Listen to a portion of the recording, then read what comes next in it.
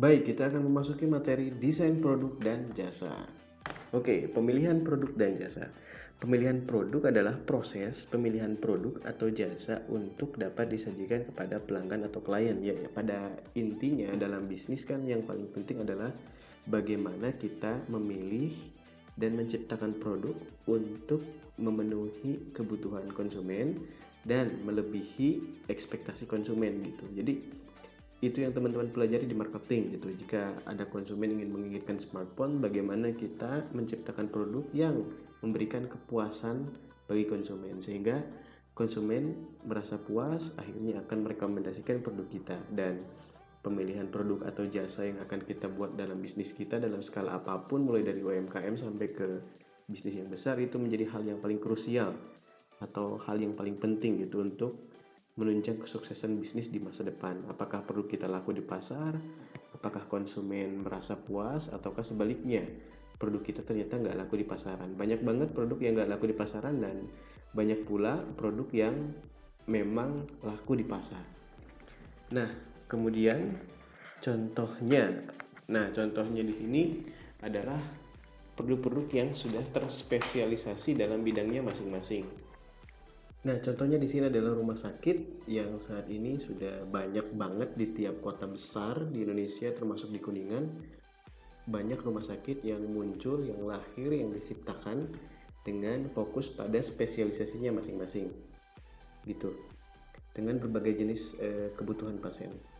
Nah, contohnya di Kuningan ada Kuningan Eye Center, ada rumah sakit Hasna Medika khusus jantung yang baru, kemudian ada rumah sakit ibu dan anak gitu, dan rumah sakit lain yang menurut owner ini akan lebih menguntungkan karena akan lebih fokus pada segmen market tertentu.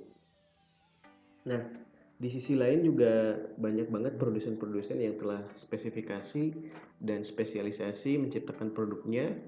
Contohnya ada produk smartphone yang orientasinya ke luxurious dengan kualitas yang bagus seperti halnya iPhone. Ada juga produsen smartphone yang berfokus pada segmen low entry level. Lalu di otomotif juga produk dan jasanya yang berkembang dengan pesat. Saat ini misalkan ada Tesla yang fokus ke otomotif hybrid atau ke otomotif full electric yang sekarang menjadi market leader dan menjadi penguasa pasar yang terbesar di dunia. Nah, itu contoh dari kesuksesan dalam produsen dalam memilih produk atau jasa yang diciptakan. Lalu kemudian terdapat banyak pilihan dalam pemilihan, penetapan, dan perencanaan produk. Contohnya adalah strategi Toyota dalam merespon dengan cepat dalam melayani pelanggannya dengan melakukan proses desain mobil tercepat dalam industri otomotif. Kita tahu Toyota punya sistem yang sangat efisien yaitu just in time, dan juga dari segi inovasi produk Toyota itu paling cepat sehingga kita bisa menemukan produk mobil Toyota di seluruh jalanan di dunia. Toyota dengan cepat bisa merespon perkembangan keinginan pasar dari konsumen di seluruh dunia, sehingga dalam hal memproduksi atau menciptakan produk baru atau facelift atau varian baru, Toyota yang paling cepat sehingga konsumen dapat dengan mudah atau produsen Toyota dapat dengan cepat merespon keinginan konsumen. Nah, ini siklus hidup produk. Jika teman-teman belum melihat video siklus hidup produk, sudah saya upload beberapa waktu yang lalu, silahkan klik linknya di atas. Lalu kemudian secara singkat, karena dulu sudah dibahas, siklus hidup produk itu dimulai dari masa perkenalan, pertumbuhan, kematangan, dan penurunan.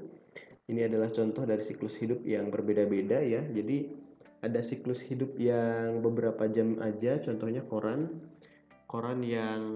atau media atau berita ya. Koran mungkin sekarang sudah masuk ke fase penurunan, tapi secara siklus hidup produk, koran termasuk ke dalam siklus hidup produk yang sangat cepat.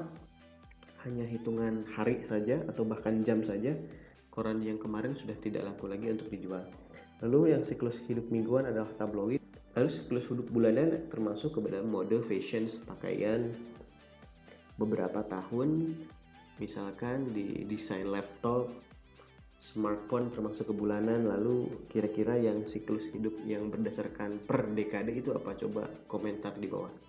Lalu ini adalah grafik dari siklus hidup produk, penjualan, biaya, dan keuntungan. Sudah dibahas dulu ya, dari mulai perkenalan, pertumbuhan, kematangan, dan penurunan. Silahkan cek video saya yang terdahulu tentang produk life cycle. Lalu siklus hidup produk dan strategi. Nah, fase perkenalan, karena produk-produk pada fase perkenalan ini sedang disesuaikan dengan kondisi pasar, maka mungkin diperlukan pengeluaran lain-lain untuk penelitian, pengembangan produk, mode dan fluktuasi, modifikasi dan perbaikan proses, serta pengembangan pemasok. Artinya di fase perkenalan ya pastinya mengeluarkan banyak uang untuk melakukan hal-hal tersebut gitu. Lalu kemudian di fase pertumbuhan, dalam fase ini desain produk telah mulai stabil, diperlukan peramalan kebutuhan kapasitas efektif ya. Kemudian penambahan kapasitas atau peningkatan kapasitas yang sudah ada untuk menampung peningkatan permintaan produk mungkin diperlukan.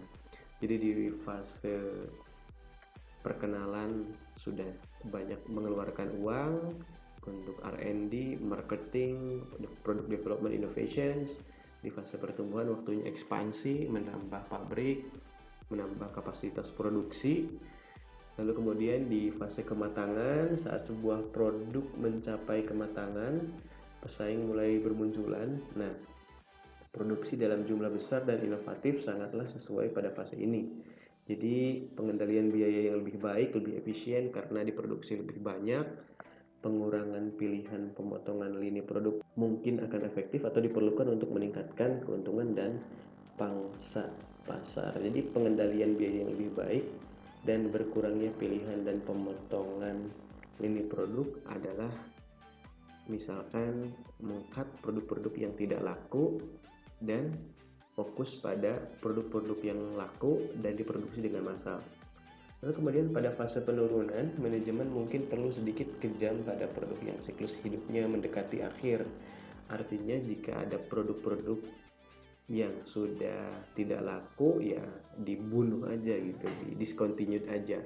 Seperti halnya di Honda, Yamaha, atau di Suzuki, ada produk-produk otomotif yang saat ini sudah tidak laku maka discontinued gitu. Suzuki dulu punya Skywave atau Smash atau Shogun, di Honda juga, Toyota juga sama. Kenapa produk itu sudah tidak diproduksi lagi? Karena pasar sudah tidak mau mendapatkan produk itu lagi. Jadi sekarang fokusnya kan ke big bike skutik ya. Oke.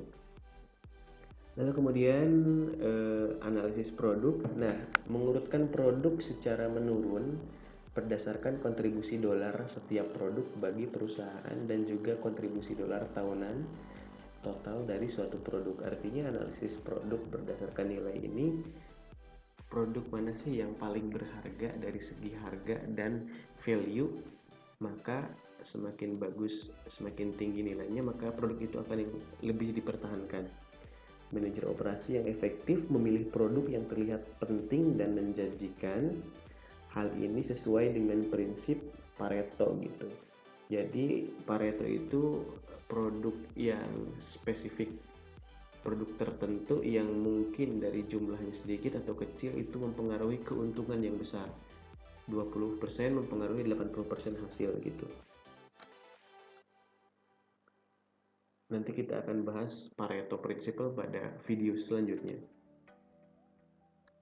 Lalu produk-produk yang tidak perlu harus dibuang dan digantikan karena perusahaan menghasilkan hampir semua pendapatan dan keuntungan dari produk-produk baru. Misalkan nih dalam satu produsen itu memiliki 5 produk. Nah, ternyata ada satu produk yang satu produk itu mempengaruhi 80% keuntungan. Misalkan Telkomsel itu anak perusahaan Telkom itu keuntungannya adalah 70% dari keuntungan Telkom secara keseluruhan. Artinya ada 50 lebih anak perusahaan Telkom yang justru berkontribusi hanya 20%. Paham mungkin ya maksudnya? Jadi Telkomsel yang cuma satu itu menghasilkan 70% keuntungan.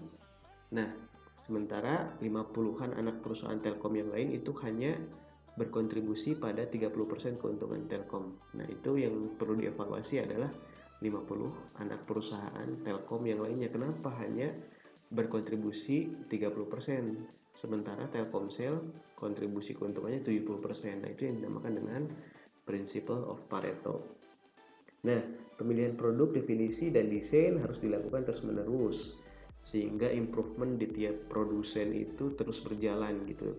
Seperti halnya perubahan TV menjadi HDTV, sekarang LED, ada curve, bahkan ada smart TV. Konsumen harus peka dan harus menciptakan produk tersebut karena pasar menginginkan itu dan sedang terjadi pergeseran tren gitu. Jadi kita nggak bisa fokus ke produk yang dulu sudah kita buat. Kita harus fokus pada produk-produk yang saat ini memang pasar inginkan sesuai dengan perkembangan IT. Kemudian radio menjadi radio satelit ya, yang ini digunakan biasanya untuk touring ke gunung, dan kemudian ada telepon kabel menjadi telepon genggam dulu ya. Sekarang bertransformasi menjadi smartphone, ada iPhone, ada Android. Terus kemudian bimbel konvensional bertransformasi menjadi e-course, kemudian uang menjadi e-money dan lain sebagainya. Nah, produk baru tiap hari, tiap minggu, tiap bulan bermunculan. Produsen yang cerdas adalah yang bisa menerka, yang bisa mengcapture kebutuhan market dinikahkan dengan perkembangan teknologi sehingga bisa menghasilkan produk yang inovatif dan diterima oleh pasar. Lalu pengembangan produk baru yang agresif menghasilkan organisasi, membangun struktur internal yang membuka komunikasi dengan pelanggan. Nah, budaya organisasi yang inovatif, penelitian dan pengembangan, serta kepemimpinannya kuat, maka ini akan menjadikan perusahaan kuat gitu, sehingga perusahaan dapat menghasilkan keuntungan dan memusatkan perhatian dengan semangat pada peluang-peluang tertentu gitu. Jadi kuncinya ada pada hal-hal internal yang membuka komunikasi dengan pelanggan, budaya organisasi inovatif, penelitian dan pengembangan. Kuncinya ada itu untuk membangun bisnis yang inovatif.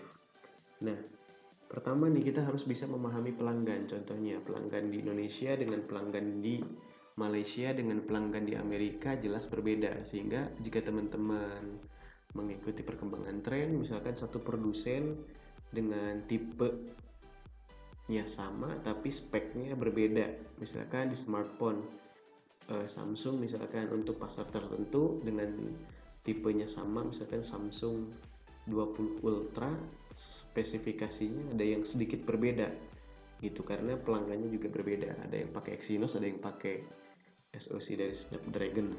Misalkan kenapa sih Suzuki GSX-R 125 itu difokuskan untuk pasar Eropa. Jadi kan kita di Indonesia tidak dikenalkan atau tidak jual motor GSX-R yang 125 cc tapi fokus untuk pasar Eropa. Oh, ternyata di pasar Eropa itu banyak konsumen yang menginginkan motor sport tapi dengan cc yang kecil gitu.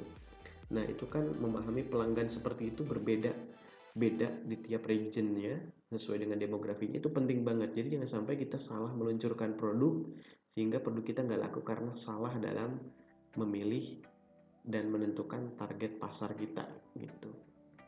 Lalu kemudian ada perubahan ekonomi, ya perubahan ekonomi kaitannya dengan pendapatan, perlambatan ekonomi, resesi, kaitannya sekarang misalkan dengan adanya pandemi ini, bagaimana kita harus bisa mentransformasikan produk baru dengan penyesuaian perubahan ekonomi. Kalau kemarin sebelum COVID misalkan kita punya restoran, keuntungan besar dari tiap kunjungan restoran harian, tapi bisnis kita terdampak banget karena adanya COVID, maka dari itu mau nggak mau kita harus transform, mengubah karena perlambatan ekonomi, pola pikir, kita harus PSBB, social distancing, ya jarang-jarang keluar, maka dari itu restoran itu harus bisa bertransform ke delivery system karena ada perubahan ekonomi. Lalu kemudian restoran tersebut harus bisa juga membuat frozen food yang bisa dikirim keluar kota.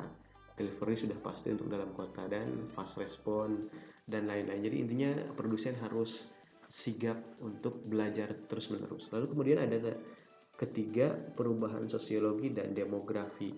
Jadi ini kaitannya dengan pola sosial budaya masyarakat yang berdampak pada produk yang harus kita ciptakan itu harus seperti apa gitu, yang kaitannya dengan budaya sosial dan demografi. Lalu kemudian ada perubahan teknologis, ini yang paling krusial dan penting, bahkan tiap minggu, tiap bulan hadir teknologi-teknologi baru. Kita sebagai kita sebagai produsen harus bisa menangkap itu sebagai tantangan dan peluang untuk menciptakan produk yang simultan gitu. Jadi kalau kemarin misalkan kita yang fokus di bisnis pendidikan nih, hanya buka bimbel konvensional rumahan atau buka cabang di tiap kota, sekarang sudah bergeser nih. Pola-pola seperti itu udah nggak dipakai karena semua orang sekarang belajar online. Maka dari itu ya kita harus bisa menciptakan bimbel online gitu. Lalu kemudian ada perubahan politik atau peraturan.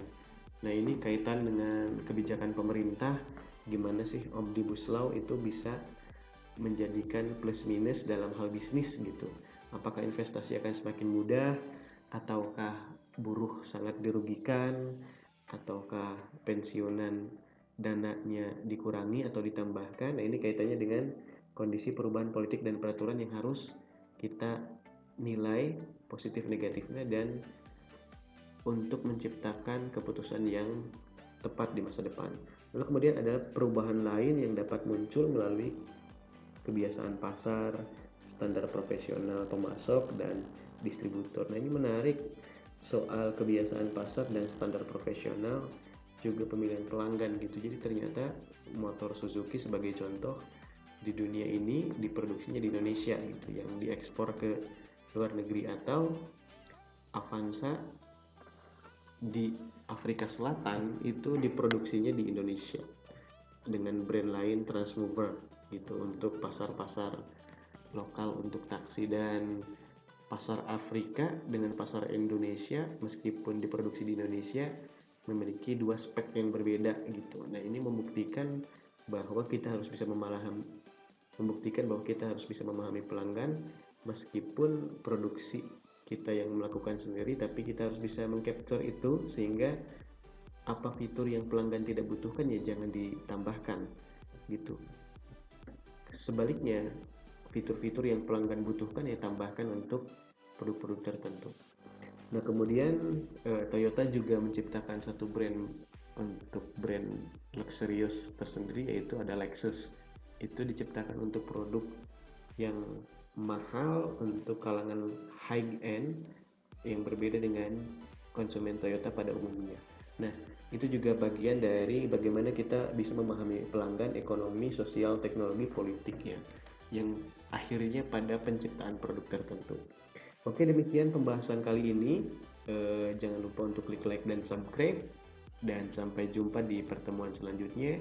Silahkan komentar di bawah jika ada pertanyaan, dan terima kasih. Assalamualaikum warahmatullahi wabarakatuh. Terima kasih sudah menonton. Jangan lupa untuk klik subscribe, nyalakan loncengnya, dan share agar semuanya bisa mendapatkan manfaat dari video ini. Jika teman-teman ada pertanyaan, silahkan tulis di kolom komentar, dan sampai jumpa di pertemuan selanjutnya.